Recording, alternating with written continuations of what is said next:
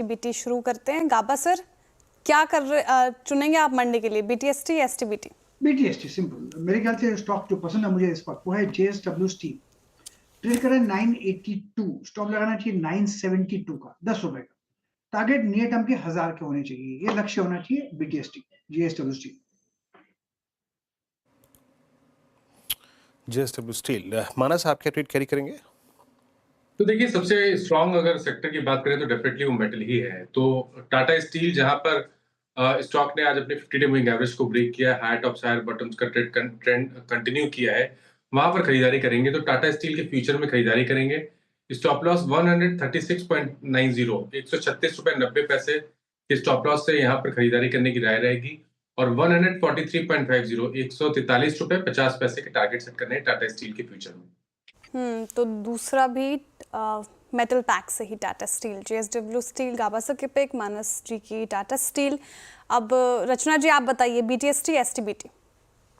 जी, ideally तो इसमें intraday trading ही करना चाहिए जिस हिसाब से फ्लक्चुएशंस आ रहे हैं, बट नेवरदलेस कॉल देना है तो मैं एचडीएफसी लाइफ में दूंगी फ्यूचर्स पे, क्योंकि इंट्राडे में बहुत अपॉर्चुनिटीज मिलती है, डिलीवरी में ओवरनाइट रिस्क बहुत ज्यादा है, बट नेवरदलेस 630 जब तक होल्ड करेगा फ्यूचर्स पे एचडीएफसी लाइफ में, तो यहाँ पे अपसाइड पे देयर आर चांसेस कि अगर हम मंडे को ठीक ठाक रहे मार्केट में तो 645 एंड 50 को हम देखेंगे फ्यूचर्स पे।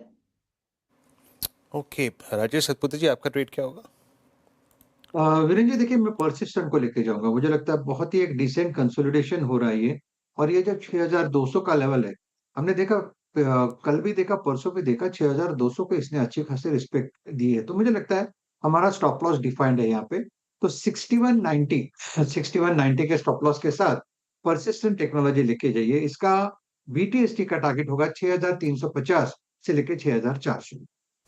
ठीक है, परसिस्टेंट राजेश जी के पिक। कविता जी आप बताइए, एसटीबीटी या बीटीएसटी? सो बीटीएसटी लेकर जाएंगे Shreya. BSc Bombay stock exchange 5728 के लेवल पर है और अपने एवरेजेस के ऊपर सस्टेन होकर जा रहा है।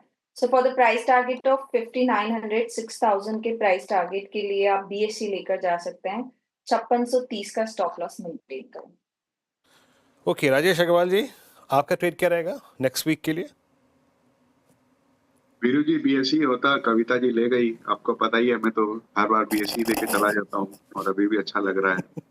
अब दूसरा देना है तो थोड़ी देर पहले जो 4 का चमत्कार चल रहा था उसमें सबने ऑटो दिया, तो मैं हुंडई के साथ जाना चाहूंगा। अगर आप देखें तो एक बहुत अच्छी अपॉर्चुनिटी है ऑटो की, जो ग्रोथ चल रही है उसको कैश करने की। और इनके जो प्रोडक्ट प्रोफाइल है ना, उनको एक कॉम्पिटिटिव एज देते हैं, क्योंकि एसयूवी मार्केट में इनकी एक लीडरशिप है, जहाँ पे मार्जिन अच्छे हैं, रिटर्न रेशियो अच्छे हैं, कैपेसिटी एक्सपेंशन पर जोर दे रहे हैं और वैल्यूएशन कोई बहुत ज़्यादा डिमांडिंग नहीं है। अब ये बहुत तेजी से एक्सपोर्ट अपॉर्चुनिटीज को कैश करने की कोशिश कर रहे हैं। डिमांड अच्छी बढ़ रही है। जनरल मोटर्स का तालेगांव वाला प्लांट इन्होंने ले गया, जहाँ की 8.1 लाख की कैपेसिटी को बढ़ा के 10.7 लाख की कैपेसिटी कर लेंगे FY29 तक।